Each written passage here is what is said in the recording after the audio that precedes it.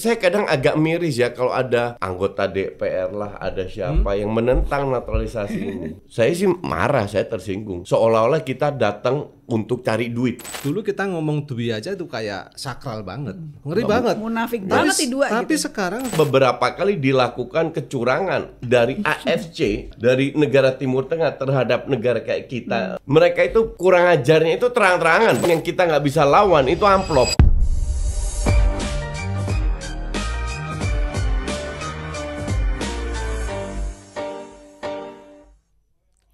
Vietnam dan Malaysia buka keran naturalisasi besar-besaran untuk memperkuat timnas sepak bola mereka. Bahkan mereka juga rela mengubah undang-undang untuk menarik pemain naturalisasi bergabung dengan negara mereka. Kira-kira apa ya persiapan dari Indonesia untuk hal ini? Apakah ini ancaman bagi Indonesia? Kita akan bahas ini di podcast WhatsApp Waktunya Hukum Menyapa bersama dengan Coach Justin dan juga Pak Baroto. Saya ke Coach Justin terlebih dahulu ya Pak Baroto ya. Coach, ini tuh ancaman langsung gak sih untuk timnas Indonesia kita? Enggak sih, mereka sirik aja. Lihat kita perform mereka ketinggalan. Berarti mereka kebakaran jenggot nih Coach. Ya, dan gini ya, kalau kita bicara tadi yang April sebutkan Vietnam dan Malaysia, secara sejarah kan mereka nggak punya hubungan dengan negara sepak bola lainnya. Kalau kita kan punya. ya, Jadi walaupun mereka mau buka semuanya, aturan mereka rombak total, tetap gak akan ada banyak stok. Mau ambil di mana? Di mana ada pemain Malaysia yang setengah Malaysia, seperempat Malaysia, kan gak ada. Kalau kita kan Garis berdasarkan keturunannya udah sejarah beda dari nih ya? Belanda kan jauh lebih banyak. peluangnya lebih banyak kan? Jauh lebih besar. Jadi kalau mereka merubah ya saya sih paham aja. Ya. Dengan merubah undang-undang segala. Karena ya mereka ketinggalan dan mereka kelihatan ada hasilnya. Hasilnya itu benar-benar nyata. Tapi saya dukung sih Dui kewarganegaraan itu ya Coach. Dui kewarganegaraan ya, karena zaman sekarang itu kan batas itu udah nyaris nggak ada lagi Ya, ya. ya. Semua sudah jadi dipergampang aja lah kalau diperbolehkan dui kenegaraan. Di tengah negara-negara lain kayaknya kepanasan lihat Indonesia Ya. unggul ya Coach ya. Ya. Coach melihat bagaimana sih peta konsep di Asia nih utamanya dalam sepak bola saat ini? Dari sisi Kekuatan kekuatan, ya kekuatan kalau Asia ini kan besar ya, itu saya usulkan kita itu member di Asia itu kalau misalnya 47 atau 48 negara di AFC, Yep. satu konfederasi. Yep.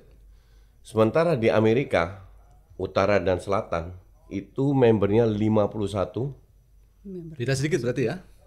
lebih banyak dikit, Ya.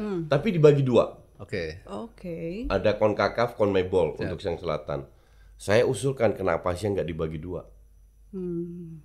Terus Timur jawabannya Tengah apa? sendiri, Jepang sendiri. Kenapa? Biar kita bisa lebih fokus, nggak usah traveling lebih jauh, hemat duit dan lain. Jadi lebih banyak plus poinnya lah. Tapi ini kan urusan UEFA dan Yes. FIFA lainnya. Tapi kalau dibilang kekuatan, ya kekuatannya standar itu Jepang, Korea. Ya. Negara Timur Tengah itu sudah bisa kita imbangin sekarang. Kemarin kan Karena kita udah menang ya kita Coach. 4 kali main, 2 kali menang, 2 kali seri. Bahkan 6 peserta ini tim yang paling atas dari rank itu Saudi yang pernah kita belum pernah. Artinya level kita udah selevel lah. Ya. 5 tahun yang lalu kalau saya bilang sama Pak Baruto, Bapak kalau kita ikut Piala Dunia gimana? Pasti Bapak bilang, oh kamu itu terlalu optimis. Masih Mimpi jauh di ya? siang Masih bolong jauh. ya Coach. Kelasnya masih jauh. Kelasnya. 5 tahun lalu kita hanya berpikir juara AFF, juara SEA Games, Ya. ya kan? Sekarang sama terutama effortnya Erick Thohir membuat ini membuka pro dan kontra itu biasa. Yes. Tapi at the end of the day adalah ini jalan yang seharusnya lebih singkat untuk menuju Piala Dunia tanpa melanggar hukum, tanpa melanggar etika. Tujuannya kan di situ. Jadi Coach Justin beranggapan perlu ya kita untuk memperhatikan dui kewarganegaraan ini. Oke. Kan bentar, Oke. perlunya ini kan bisa short term, mid term atau long term. Ya. Kan ini murni short term. Oke. Baik, kita tanya ke Pak Baroto. Siap. Pak Baroto, ada nggak sih ruang kelonggaran memang untuk bisa hukum di Indonesia menerapkan dui kewarganegaraan khusus untuk atlet yang memang pantas dinaturalisasi? Oke. Jadi kita bicara existing dulu ya. Oke. Bicara saat ini aturan bahwa kemungkinan perubahan dan lain sebagainya, apapun undang-undang pasti dimungkinkan kan gitu loh. Tapi undang-undang saat ini memang yaitu Undang-Undang 12.006, Indonesia adalah kewarganegaraan tunggal. Jadi kita tidak ada istilah dui. Kalau toh ada dui, itu sifatnya nanti terbatas, Pak. Jadi ketika dia 18 tahun atau sudah kawin, dia harus pilih salah satu. Iya. Itu yang saat ini norma Bukan yang 21 tahun ya? jadi gini kok. 18 tahun maksimal diberi jangka waktu 3 tahun lagi. Oke. Jadi kalau totalnya sederhananya ya maksimal 21 tahun 21, dia ya. harus pegang Harus hanya pilih. satu warga Iya, negaraan. iya. Tapi kan senior tuh 25 tahun ya, Coach ya? Pemain senior bola. Enggak. Oh, boleh juga Enggak. tergantung. Itu 16 tahun aja bisa jadi senior kalau dia Tapi bagus. rata-rata kayaknya 25 ya. Rata-rata 21 ke atas lah. Ya, saya lihat begitu. Jadi itu Mbak April. Jadi posisinya seperti itu bahwa undang-undang ini memang apalagi dulu kan tunggal sekali ya, memang nggak ada istilah dua. Kemudian di undang-undang terbaru di Undang-Undang 12.006 ini diberi kesempatan itu karena melihat tadi memang semakin kita tidak bisa menolak bahwa batas negara itu semakin tadi kau sampaikan ya, semakin tipis kita.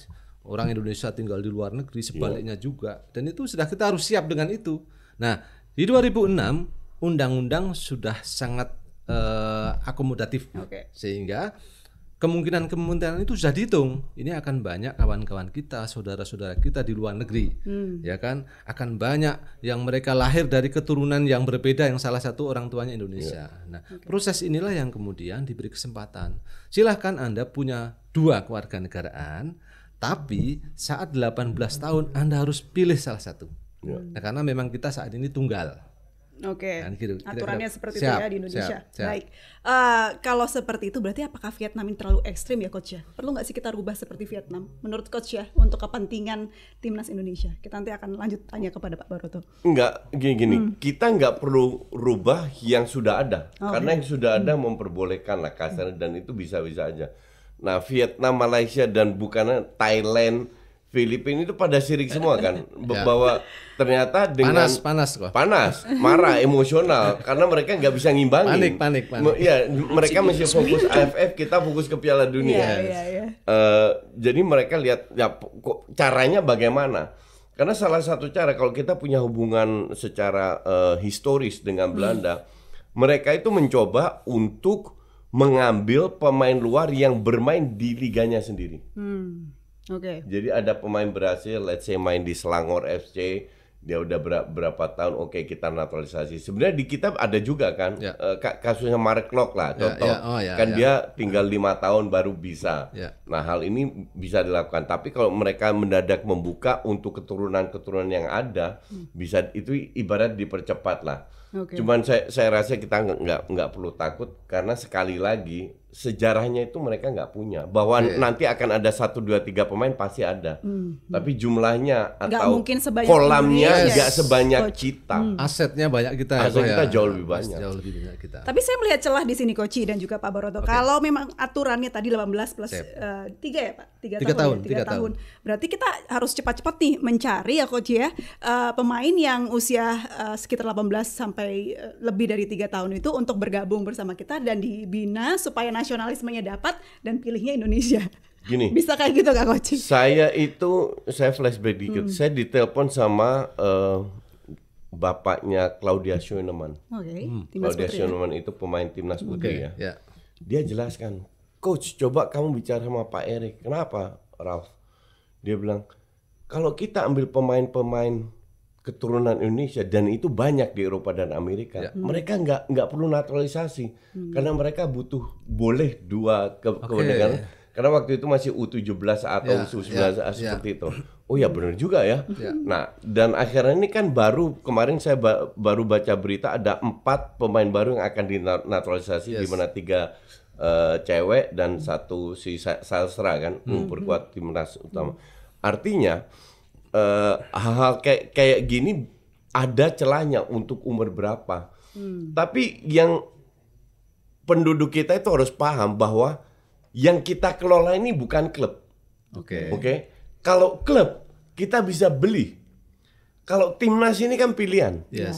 Mau kita duit seberapa banyak pun, mau Pak ET duitnya segambreng pun nggak bisa Nggak dibeli bisa, juga. betul. Iya kan? Ya. Jadi harus lebih jeli lah. Ya, ya. Dan memang squadnya, dan yang jadi masalah adalah negara asal mereka, which is Belanda, Ya.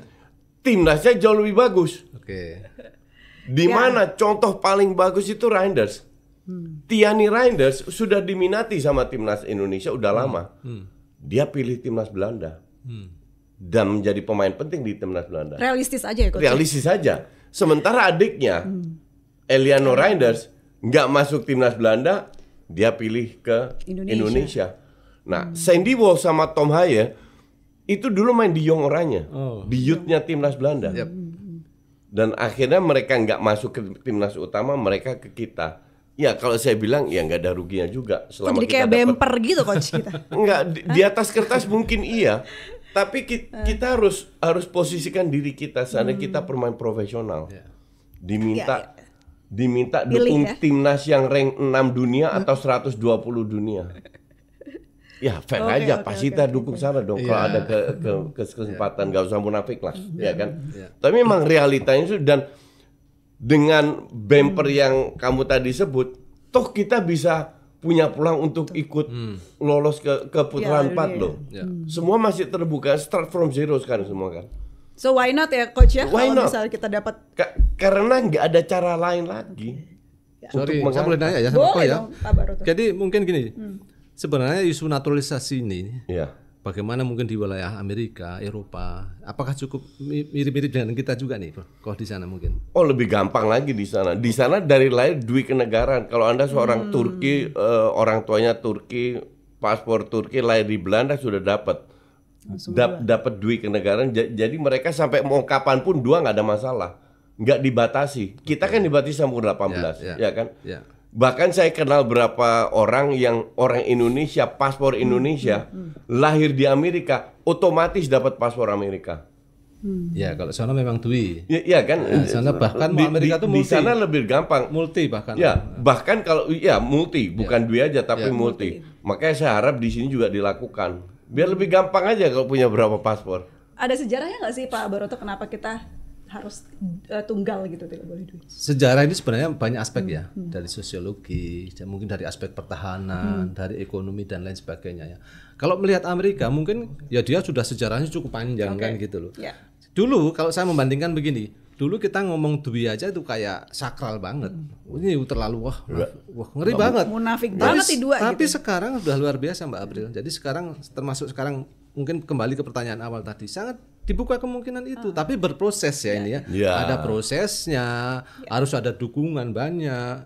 Terus kemudian juga dukungan mungkin ya. Kan di situ ketika bicara kewarganegaraan, Ya. kan tidak hanya masalah aspek hukumnya di situ, Iya. ya kan? Di situ menyangkut properti, pertahanan, Iya. ekonomi. Aspeknya Iya, banyak. iya, Nah, iya. itu yang ya suatu saat bisa jadi sangat memungkinkan kalau memang semua secara politik sama mengarah yang sama ya kan.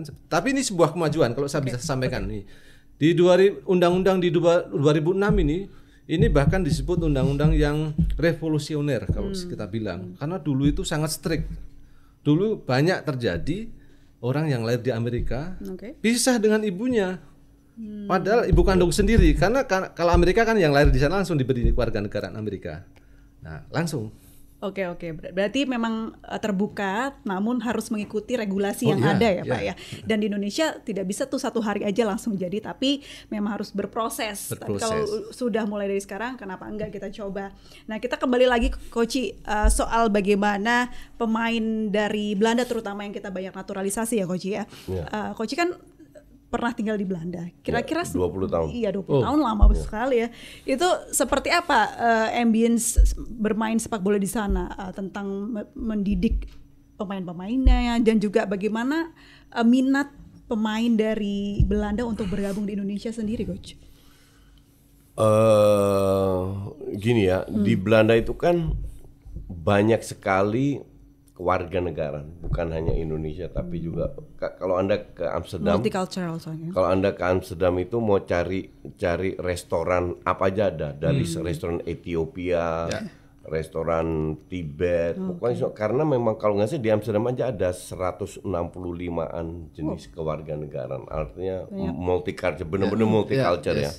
Nah, salah satu yang menonjol dalam budaya Belanda itu budaya Indonesia. Oke. Nah, kalau kita bicara ke sepak bola, si Tom pernah bilang, saya kebetulan punya WhatsApp-nya Tom, jadi punya komunikasi. Dia bilang, ya memang waktu kita waktu dia masuk di Young Oranje dengan Sandy Walsh waktu itu mereka merasa agak beda dengan Belanda lainnya atau dengan Suriname dengan apa bahwa mereka tetap merasa walaupun tampangnya dua-dua bule juga tuh, ya kan? Mereka tetap merasa ada sesuatu yang Indonesianya yang mereka nggak bisa share lah. Ya. Nah, Feel, sekarang ya? mereka dapat Ikatan batin mungkin. ikatan batin, emosional ya. yang dari kakek neneknya dari kecil sudah dicekokin. Ya. Nah, akhirnya mereka dapat kesempatan untuk memperkuat Indonesia dan beberapa dari pemain bilang ini saya lakukan untuk kakek saya, untuk nenek saya. Shane Patina bilang ini untuk ayah saya. Lili Pali Vano bilang ini untuk ayah saya dan lain. Jadi ini bukan pemain bayaran. Betul. Ini tidak saya sampaikan. Tidak semata-mata finansial ya. Ya betul. Ada kebanggaan juga ya. Ya ada, definitely ada kebanggaan. Ya. Jadi ini bukan pemain bayaran, bahwa mereka mungkin dapat via wajar, mereka profesional. Uang saya kesini aja dapat via Pak. Jadi untuk saya wajar, tapi bukan datang untuk dibayar dengan bayaran mahal. Nah ini yang saya ragukan dengan negara lain. Sehingga mungkin mereka main bagus tapi lebih karena bayaran. Kayak di Malaysia kemarin dapat sanksi dan di Vietnam. Kalau kita lihat pemain kita itu benar-benar ingin membuktikan, ingin berkontribusi. Nah kan kembali lagi ke bukan pelatih, ke PSSI-nya. Yang memulai naturalisasi itu dari PSSI. Pelatih hanya memberikan ide. Bisa nggak dapat pemain A, B, C, D. PSSI akan lihat, ini oke nggak? PSSI ngelobi ke DPR, ke Komisi 3. Waktu itu Pak Bambang Pacul kan waktu itu. Kebetulan saya kenal juga dengan Pak Bambang Pacul. Ketok palu, baru prosesnya ke sini kan. Tapi kalau PSSI bilang, nggak usah lah, ini pemain nggak begitu bagus, nggak bisa memberikan nilai tambah. Ini nggak jadi tuh barang. Jadi itu tergantung dari PSSI. Pelatih itu kan bisa memberikan permintaan itu bebas, tapi PSSI yang ngatur apakah mereka menerima ini atau karena tidak. Yang action di lapangan PSSI. Yang action di lapangan PSSI. Jadi untuk saya kadang agak miris ya kalau ada anggota DPR lah, ada siapa yang menentang naturalisasi ini. Enggak, gimana kalau Bapak bagian dari tim pemain naturalisasi datang ke sini ingin memberikan segalanya, dapat suara-suara itu dari anggota dewan loh. Saya sih marah, saya tersinggung. Seolah-olah kita datang untuk cari duit, but we're not. Padahal bukan itu tujuan Bukan utamanya. Kalau lihat perkembangan di masyarakat, sebenarnya sekarang udah ada tanda-tanda positif sih menurut saya ya. Saya juga benar. Bicara naturalisasi khususnya pemain urusan sepak bola, olahraga ini masyarakat sudah respon baik lah. Iya, Sudah betul. lebih aware ya, Pak, Aware dan mereka positif kok. Artinya tidak kemudian ya kita lihat ya, kita amatin kan dari seperti itu kan. Baik. Kalau tadi Coach bilang ternyata ikatannya tuh kuat loh untuk bisa memilih Indonesia ya. Bukan karena biaya dan lain-lain. Bukan. Oke. Lalu sebenarnya kekhawatiran Coach yang akhir-akhir ini seperti JIZ belum dapat klub ya Coach ya, terus Justin Hubner, lalu ada siapa lagi Coach Tom Haye. Itu apakah ada pengaruhnya dengan mereka berubah naturalisasi ke Indonesia dan akhirnya tidak dilirik oleh klub-klub? Iya dan tidak ya. Iya dan tidak. Gini, mungkin secara administrasi akan sedikit lebih sulit. Tapi realitanya adalah Kelvin Verdong masih Kevin Dix bahkan dari Denmark ke Jerman. Tom feeling saya akan masih tetap di sana. JZ juga masih. Jadi JZ concern saya harap dia pindah ke Serie A. Kan dia degradasi ke Serie B. Gak jelek juga Serie B kalau dibanding Liga sini. Tapi alangkah baiknya kalau dia tetap diincar klub Serie A, dia bisa tiap minggu bermain di Serie A. Ini pun berlaku untuk Tom. Tapi kembali lagi kan ke kualitas. Sandy Walsh ke Jepang juga nggak jelek loh kualitasnya. Bagus, iya kan? Tapi kalau seandainya harus ke Liga 1 lokal ya, sorry to say. Untuk saya Liga 1 lokal itu pilihan terakhir. Beda kalau pemain yang hampir pensiun kayak Jordi Amat akan ke Persija karena dia hampir pensiun, wajar, make sense, masuk akal. Tapi ada gosip Strike mau ke Dewa United. Tom Haye bahkan Persija gosipnya kemarin, Coach. Enggak, kalau itu saya nggak percaya itu. Enggak, I mean karena Tom itu memiliki kualitas, bahkan di Belanda itu dipuji, Pak. Saya itu tiap hari baca koran Belanda. Ada salah satu artikel bahwa Tom ini masih bisa ke beberapa klub. Cuman permintaan antar dia dan klub kan saya nggak tahu. Tapi kalau Strike ini, kalau saya bilang, apalagi dia masih muda, untuk Strike, untuk Nathan, untuk Justin, kalau bisa di Eropa dulu lah. Karena mereka masih dalam usia berkembang kan. Dan kita butuh mereka 5-6 tahun ke depan. Karena proyek ini itu harus berjenjang. Jangan sampai Joey mundur, Tom mundur, ini Sandy mundur, terus jatuh ke dalam jurang vakum. Ini sudah ada penggantinya nih. Nah, penggantinya harus main di level tertinggi agar mereka bisa berkembang. Kalau mereka main di sini, mungkin mereka yang terbaik. Tapi belum tentu mereka bisa berkembang. Karena kan ini yang saya levelnya, takutin. Coach. Iya, karena kualitas levelnya. Ini berarti ada concern Coach Justin di usia nih, Pak Baroto. Boleh nggak sih ditambahin gitu? Tadi kan 18+3, 18+10 atau 18+20 lah, Pak, untuk khusus atlet. Mending dibuka aja langsung. Dibuka aja langsung duit kewarganegaraan. Gimana tuh, Pak?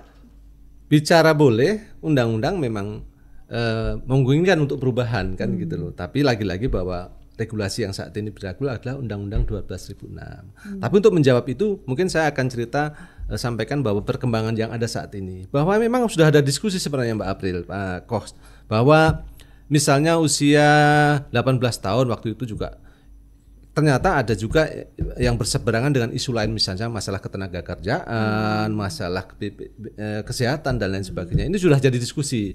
Artinya sangat memungkinkan juga bahwa ada perubahan misalnya. Tapi lagi-lagi proses perubahan ini kan tentunya karena ini sifatnya undang-undang, banyak melibatkan instansi, prosesnya yang ada juga, administrasi yang ada. Nah, itu yang menjadi salah satu tantangan kita. Sehingga menurut saya isu ini nggak apa-apa jadi bahan diskusi. Jadi dari salah satu poin yang akan kita selesaikan. Nah, yang ada saat ini upaya kita tentunya tidak mengurangi dukungan kita terhadap kendala-kendala itu. Kalau saya ambil contoh bahwa terkait naturalisasi sepak bola misalnya pemain ini, dan saya sudah berapa kali lah saya ikut juga di situ sampai proses penyumpahan juga saya ikut. Ya kita akan pelajari proses bisnis prosesnya. Di situ ada beberapa tahapan administrasi. Ada tahapan beberapa instansi. Kita kuatkan koordinasi, mana yang bisa dipercepat. Kalau selama ini kita menunggu dan lain sebagainya, ada kemungkinan juga yang pernah kita lakukan, kita sering paralel nih, Coach. Sering paralel karena proses ini kan ya ada di Kementerian Hukum dan HAM, ada Menpora, ada di Setnek, ada di DPR, dan ini harus dilalui. Memang ini menjadi bagian yang kalau kita bicaranya harus fair. Kalau kita bicara kewarganegaraan ini kan substantif ya, tanpa bermaksud mengabaikan sisi olahraganya. Nah, ini harus dilalui juga. Nah, sehingga kita lakukan ada pas saat yang sama kita koordinasi, percepat dan lain sebagainya pada saat yang sama. Sehingga selama ini memang kalau Coach tadi bilang cepat ya, memang sekarang ini luar biasa. Ini sudah cukup sudah lah. Disederhanakan aja. Sudah sangat. Proses itu sudah ketika di Menpora kita sudah mulai bekerja. Masing-masing yang punya tusi sendiri-sendiri. Kalau di Kementerian Hukum ini kan aspek hukumnya, aspek kewarganegaraan. Di Menpora mungkin aspek prestasinya. Terus di situ ada undang-undang keolahragaan dan sebagainya. Nanti di Presiden dan harus ada rekomendasi di DPR. Kan ini substansial sekali dan ini harus dilalui. Nah, proses-proses ini yang kami selalu koordinasi, kami sederhanakan prosesnya sehingga tidak menjadi kendala. Nah, itu yang menjadi catatan kita. Pak Baroto, kalau boleh tahu nih edukasi buat teman-teman juga bagi atlet yang ingin mungkin memilih naturalisasi sebagai membela Indonesia gitu. Bagaimana syaratnya secara hukum di Indonesia, Pak? Jadi memang biasanya ini saya ini sebagai pedoman undang-undang ya.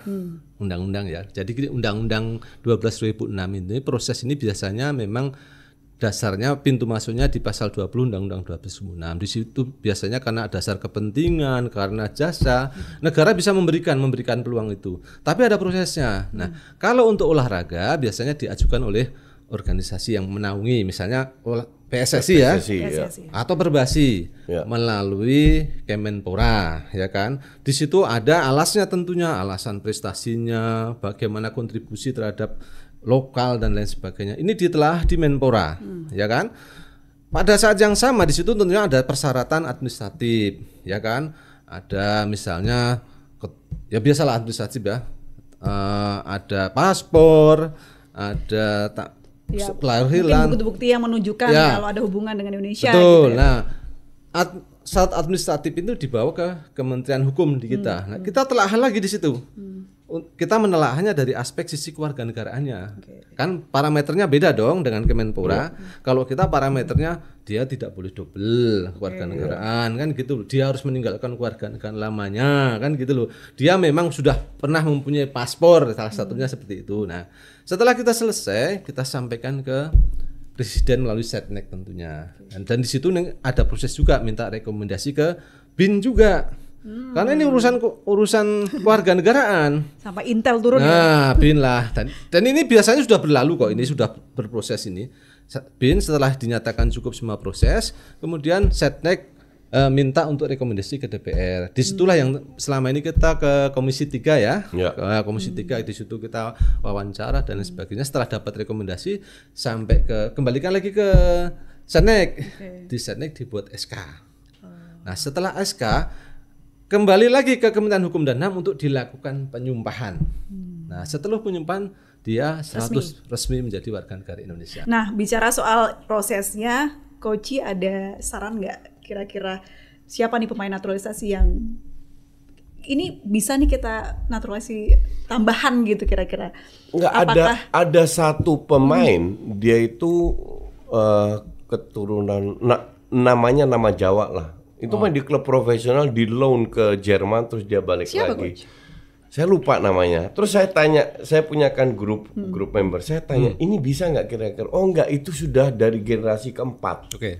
Jadi generasi nggak keempat. Nah, pertanyaan saya sekarang, apakah ada eksepsi untuk generasi lebih dari di atas kakek neneknya? Apakah ada aturan-aturan yang eventually bisa dihindari atau di skip atau apalah istilahnya? Ya, sejauh ini kalau yang saya baca di permennya di Kemenpora memang ada batasan sih. Aturannya masih seperti berapa keturunan gitu. Kalau yang dihindari tentunya ya belum ya, karena itu karena ya lagi-lagi ya kita normatif sekali kan seperti itu. Tapi saya jadi menarik nih, Coach. Boleh saya nanya aja sama Coach nih? Boleh, silakan. Kan gini. Ya sudah pasti kita mendukung naturalisasi dan lain sebagainya. Tapi saya membaca-baca juga respon dari masyarakat ini, bagaimana sebenarnya kontribusi ataupun dampak terhadap lokal, prestasi lokal. Atau bisa jadi mungkin Coach bisa juga cerita mungkin di luar negeri bagaimana kan. Nah, itu gambarannya seperti apa nih, Coach? Enggak lagi gini, itu ada dua hal ya. Satu, pemain naturalisasi di timnas. Tapi kita jangan lupa juga, kemarin saya baca berita bahwa boleh 11 pemain luar itu main di Liga 1. Nah, dampak lokalnya gimana, ya kan? Sekali lagi, yang saya lihat, dan saya nggak pernah tanya ke Erick Thohir langsung. Saya menganalisa dalam sepak bola itu ada yang namanya short term planning, mid term, long term planning. Short term planningnya adalah naturalisasi. Itu adalah 0 sampai 5 tahun. Jadi jangka cepat bagaimana kita bisa lewat short ways lah, lewat jalan tikus ya, bisa ke Piala Dunia. Tapi kan masih ada long term itu 5 sampai 10 tahun. Nah, untuk 10 tahun mid termnya itu memperbaiki liga. Jadi kualitas liga harus kita perbaiki agar pada saat pemain-pemain ini mulai pensiun, pemain lokal kita itu memiliki kesempatan lebih besar untuk masuk ke timnas. Berkembang gitu ya, Coach. Ya, berkembang karena mereka diberi kesempatan bermain bagus di liganya. Itu sudah ditunjukkan oleh Kambuaya, oleh Rizky Ridho, pemain lokal yang benar-benar bisa bersaing lah. Cemerlang ya kan? Kemarin itu. Ini kan bisa menjadi inspirasi untuk para pemain baru. Nah, long termnya itu 10 tahun ke atas itu pembinaan. Nah, pembinaan ini untuk saya masih bisa harus disentuh lagi oleh PSSI agar kita punya infrastruktur untuk ke usia U8, U10 ke atasnya. Jadi kalau kembali ke pertanyaan apakah tidak menghambat, saya rasa tidak. Kan kembali ke kualitas. Kalau kita mau ikut Piala Dunia, kita harus meningkatkan standar kita ke level negara yang ikut Piala Dunia. Mengejar ketertinggalan kan? Mengejar ketertinggalan. Kalau pemain-pemain lokal nggak bisa, ya kualitas, your quality is just not good enough. Harus mereka tingkatkan. Maka itu saya selalu dukung Marcelino ke Inggris, waktu itu Asnawi, Arhan ke luar. Tapi karena mereka akan lebih meningkat kualitasnya. Ya, jadi, karena yang diperlukan ke depan pembinaan Coach supaya kita tidak tergantung dengan naturalisasi. Karena orang kan sekarang bahas timnas. Asumsi kita tidak lolos. Apakah timnas kita mati? Apakah kita tinggalkan? Kan tidak. Kan masih ada Piala Asia, nanti Juli AFF dan lain. Ini kita harus move on. Kalau saat ini nggak bisa, ya udah. Seandainya kita tidak lolos, kita masih ada 2030 di mana kita sekarang harus mempersiapkan. Dan itu kan bisa, let's say, pemain umur 20-an lah, Ivar Jenner, Struijk, Nathan, itu kan masih 20-an muda. Mereka pada saat tahun 2030 kan udah usia peaknya. Tapi juga pemain muda, kayak Detan, Beckham, kan banyak pemain muda yang 2030 mereka masih kuat main ya, Coach ya. Nah ini harus kita persiapkan juga, bukan hanya untuk Piala Dunia ke Amerika aja. Ngomongin Piala Dunia ke Amerika, Coach. Ini kan yang kita hadapin ada round 4 ya. Round kualifikasi keempat. Nah, peluang kita menang kira-kira menurut Coach Justin gimana nih? Ketemu Arab, Qatar ya, Coach ya, sama satu lagi. Gini. Oman. Ya, Qatar, Oman, UAE sama si Qatar, Oman, Saudi. Oh ya, Arab Saudi. Jadi gini, sepak bola itu adalah olahraga probabilitas. Kita lihat kemarin di Piala Dunia antar klub bahwa klub sebesar Inter Milan yang masuk Champions League kalah lawan Al Hilal. Kita lihat Manchester City kalah lawan itu semua bisa terjadi. Tapi kebetulan sekali kalah, kalau mereka 10 kali main, mungkin 9 kali menang, kalahnya kebetulan kemarin. Nah, kalau kita bicara putaran 4, ini negara Timur Tengah semua. Kita bukan. Kita lihat rankingnya, dari 6 ini ranking paling tinggi siapa? Itu Saudi. Arab Saudi ya. Arab Saudi, iya kan? Kita pernah nggak lawan Arab Saudi? Iya. Menang kita. Sekali menang, sekali seri. Terakhir menang. Di situ ada Bahrain. Kita gimana? Bahrain sekali menang, artinya kita bisa memberi perlawan ke tim Timur Tengah. Nah, yang jadi masalah kan sekarang cuaca. Nah, katanya di sana di bulan Oktober itu 30-35. Mirip lah sama kita, cuman kelembapan lebih rendah daripada kita. Kita 85% itu terlalu berat untuk beberapa pemain. Jadi harusnya lebih bagus. Cuman yang kita nggak bisa lawan itu amplop. Iya. Apalagi sejarahnya kemarin terakhir kan bisa bermain kita lihatlah bahwa memang beberapa kali dilakukan kecurangan dari AFC dari negara Timur Tengah terhadap negara kayak kita yang ingin bersaing juga lah. Dan itu mereka itu kurang ajarnya itu terang-terangan, Pak. Lawan ya. Iya. Kamu tahu. Seperti Bahrain itu kan, Coach. April tahu sponsor yang putaran 4 ini siapa? Itu Aramco dan Qatar Airways. Makanya main di dua rumah tangga. Kan nggak make sense. Hanya di Asia terjadi bahwa yang namanya netral itu main di tuan rumah mereka. Kalau kita bicara netral, mainnya di Korea dong. Atau Jepang. Di Jepang dong, yang sudah lolos. Atau di Uzbek lah, yang udah lolos. Atau Australia. Kenapa harus di tuan rumah mereka yang ikut bersaing untuk tiket Piala Dunia? Doesn't make sense di Asia ini. Oke, Coach. Di segala tadi ya kekhawatiran Coach tadi ya, kita dicurangi, amplop lah dan sebagainya. Itu berat, peluang untuk lolos berapa persen terus kalau udah kayak gitu? Kalau kita abaikan faktor non teknis itu 60-70% kita bisa lolos. Kalau ada non teknis teknis bisa kita lawan. Ya for sure bisa. Yang repot ini non teknis ini. Bisa lebih kecil lagi peluangnya. Ya nggak tahu. Ya nggak gini. Kita ini kan, saya ini kan Reka Jelata ya, Pak. Kita aja bisa melihat bahwa kecurangan ini terjadi. Yang harus dilakukan oleh pihak Erick Thohir dan PSSI dan menteri dan lain-lainnya, lobbylah ke atas. Ke FIFA, lobby ke FIFA. Ke FIFA bisa, ke AFC bisa, agar kita nggak kalah dengan lobby mereka, kasarnya begitu. Nggak harus main duit, tapi ada yang kita bisa. Ada diplomasi juga ya di sana. Diplomasi, iya. Ada Sepak bola itu begitu besar, Ya. sampai mereka menghalalkan segalanya untuk bisa merangkul. Tadi April bilang Vietnam sampai buka kerannya biar orang Malaysia juga buka, karena peran sepak bola itu kan peran menyatukan, membawa semua hal yang positif. Betul. Makanya banyak negara yang melakukan itu. Nah, in this case saya bilang ya silahkan lobby. Silakan lobby, mereka sudah melakukan lobbyan mereka, ya tinggal tugas Tapi susah kita. nggak sih, Coach? Kita kan nggak punya perwakilan di FIFA. Ya susah. Bukan. Walaupun kita nggak punya perwakilan, tapi Erick Thohir punya hubungan baik dengan Infantino. Kan udah beberapa kali ketemu. ya, beberapa kali.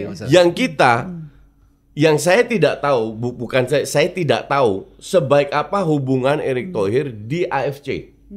Yang jelas kita juga nggak punya perwakilan di AFC. Oke. Tapi ya kembali lagi, ini masalah lobby aja. Ya. Jadi mungkin nggak, kalau secara duit kita nggak bisa ngelawan, oke? Itu fakta, ya kan? Jadi nggak usah main duit, main hal-hal yang lain lah. Persiapan lah, Coach ya. Ya, Kalau kita lihat persiapan, kita nanti FIFA match-nya sama Lebanon dan Kuwait gitu. Ya. Cukup nggak, Coach? Sementara yang lain-lain Cukup. Oh, cukup. Ya cukup. Gini, yang jadi masalah dengan Coach Patrick dan kawan-kawan, mereka belum memiliki satu uji coba, satu pun belum. Nanti itu dilakukan di bulan September, Pak. Pas FIFA Match Day ketemu Kuwait dan Lebanon main di Jawa Timur. Oke. Minimal mereka melihat, saya bilang, ini saya langsung teleponan sama Pak Erick, saya bilang, Pak, kenapa nggak main di luar? Biar kita menyelesaikan. Terus beliau bilang, ya ini ada beberapa faktor sehingga kita harus main di luar. Oke, saya terima. Yang penting ketemu Kuwait, Lebanon ini udah bagus lah. Minimal di sini Patrick Kluivert dan kawan-kawan itu akan bereksperimen. Jadi jangan expect, saya nggak peduli menang kalah. Yang saya expect adalah pada saat seandainya pun kita kalah, kita udah siap ke putaran keempat. Kita sudah tahu menerapkan strategi apa. Kita sudah tahu plan B-nya apa, plan C-nya apa. Sekarang nggak ada plan B. Sekarang nggak ada plan B Karena memang jarang nggak ada ketemu waktu. ya, Coach. Semua serba mepet. Jadi Coach, mungkin ya, benar nggak kalau mungkin secara non teknis ada proses, ada kondisi seperti itu. Ya. Tapi sebenarnya secara teknis kita sudah cukup confident ya sebenarnya. Ya, kita udah Ini buktikan. publik juga harus fair juga kan ke teman-teman masyarakat kan gitu loh. Ya. Kita sudah buktikan bukan hanya menang, tapi dari permainan kita Sudah bagus. unggul. Oke.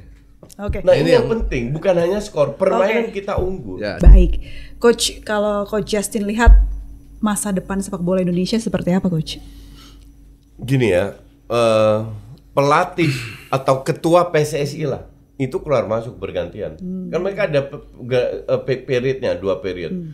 Pelatih keluar masuk, pemain keluar masuk, tapi timnas kan stay. Nah, artinya hal-hal yang bagus yang sudah diterapkan oleh Erick Thohir pada suatu hari pada saat Erick Thohir akan diganti atau mundur atau apapun alasannya, semoga proyek ini diterusin. Nggak diberhentikan, dirombak total, kita nggak akan kemana-mana karena itu sering kali terjadi. Jadi saya harap proyek naturalisasi ini atau diaspora atau whatever namanya lah, ini tetap diteruskan dan tim pelatih tetap diteruskan karena sepak bola itu adalah olahraga bottom up bukan top down. Bottom up itu berproses dari bawah sampai ke atas. Jalannya sudah benar. Hanya jangan sampai ada ketua baru dirombak lagi total. Kita nggak akan kemana-mana kalau jika itu terjadi. Terus figur yang cocok untuk meneruskan sistem yang sudah dibenahi oleh Pak Erick ini siapa, Coach? Nggak tahu. Saya nggak tahu dan saya juga nggak peduli dengan figur siapa. Yang penting orangnya bisa menjalankan, meneruskan hal-hal yang bagus yang sudah ditanam oleh Pak Erick Thohir. Kalau bicara sistem yang ideal ya, supaya nanti siapapun pemimpinnya bisa berjalan dengan baik, itu seperti apa, Coach? Sistem yang ideal yang diterapkan PSSI. Yang sekarang itu udah benar. Jadi dari satu sisi juga ada kesempatan untuk menaturalisasi, tapi juga fokus ke liga dan fokus ke pembinaan. Karena kita harus sadar bahwa kedepannya jumlah naturalisasi ini akan berkurang terus, ya kan? Tapi liga ini harus tetap pada saat jumlah berkurang. kualitas liga semoga meningkat. Makin bagus ya. Sehingga akan lebih banyak pemain kita lokal yang bisa memperkuat timnas. Ya. Jangan sekarang hanya cuman Kamboya dengan Rizky Ridho atau Marcelino, tapi harus lebih banyak. Jadi nggak perlu khawatir ini akan menggantikan pemain lokal atau tidak. At the end of the day, it's about quality. Pada saat kualitasnya bagus, pasti orang akan lihat. Mengikuti ya coach ya. Ya. Kita masuk ke Q&A. Ya, ada dari, coba kita lihat, Lesmana Jati. Menurut coach siapa rekomendasi pemain berdarah Indonesia yang bermain di Grade A Eropa yang bisa diboyong Pak Erick Thohir? Nggak ada. Nggak ada. Nggak ada ya coach ya? Belum ada kali coach? Bukan, nggak ada. Bener-bener nggak ada. Karena kalau sudah ada, pasti sudah digosipin. Kita bicarain Grade A ya. Kalau Grade A setahu saya nggak ada. Bener-bener nggak ada. Lebih ke realistis ya, yang pemain di Grade A itu ya. Karena kalau ada PSSI pasti sudah tahu dan sudah kita pernah bahas. Dan kalau Grade A biasanya pilih timnas Belanda atau timnas dari negara yang event yang lebih besar. Jadi sayang sekali jawabannya itu. Nggak ada. Kita next pertanyaan selanjutnya, Coach Justin lebih penting mana pemain lokal berkembang atau prestasi instan dari pemain naturalisasi? Dua-dua penting karena prestasi instan dari pemain naturalisasi itu jangka pendek. Nah sementara yang itu jangka panjang. Jadi dua-dua penting. Karena kan kita nggak bisa selesai kita di Piala abaikan. Dunia Saling sini aja terkait ya, juga, Coach ya. saling terkait juga kan. Iya, Jangka iya, panjang iya, tergantung iya, sekarang iya. juga. Kalau Bapak pilih mana? Sama posisinya sama. Saya ingin menunjukkan dua sosok ini. Saya mau minta Coach Justin memberikan komentar apa yang terbesit dari dua sosok ini. Satu-satu ya, Coach. Enggak, saya rasa kalau kita bicara Sintayong, saya itu nggak pernah jelekkan Sintayong. Oke. Boleh dicek di semua video saya. Oke. Kita harus berterima kasih atas jasa yang dia sudah berikan. Oke. Tapi kan kita harus move on. Oke. Ya kan? Sekarang Sintayong diganti oleh Peter Kluivert, ya tolong diberikan juga, didukung juga, diberikan dia waktu. Karena sekali lagi, uji coba aja belum loh. Sudah ada yang bilang Kluivert. It doesn't make sense. Nggak make sense. I mean Sintayong juga sudah 5 tahun kan, dan dengan segala alasan PSSI mengambil keputusan untuk mengganti Sintayong, itu urusan PSSI, ya tetap kita harus dukung. Oke. Jadi sekali lagi kalau mereka fans timnas yang merasa bahwa sepak bola itu nggak bisa instan, bahwa ini sebuah proses, ya kasih juga Peter Kluivert waktu, dukung dia seperti yang mereka dukung Sintayong pada saat itu. Oke, luar biasa sekali perbincangan kita hari ini. Teman-teman jangan lupa like, comment, and subscribe ya, dan juga kasih tahu siapa yang harus kita undang ke depannya. Makasih Coach Justin. Makasih, sama-sama. Makasih, Pak Oke, Broto. sama-sama. Ya teman-teman, hukum ini bukan untuk memperlambat ya. Justru hukum ini langkah untuk penggerak cepat. Kalau kita pingin ke Piala Dunia nanti didapat, ya sudah sepatutnya semua pihak harus sepakat, khususnya untuk naturalisasi. Saya Aprilia Putri pamit, sampai jumpa.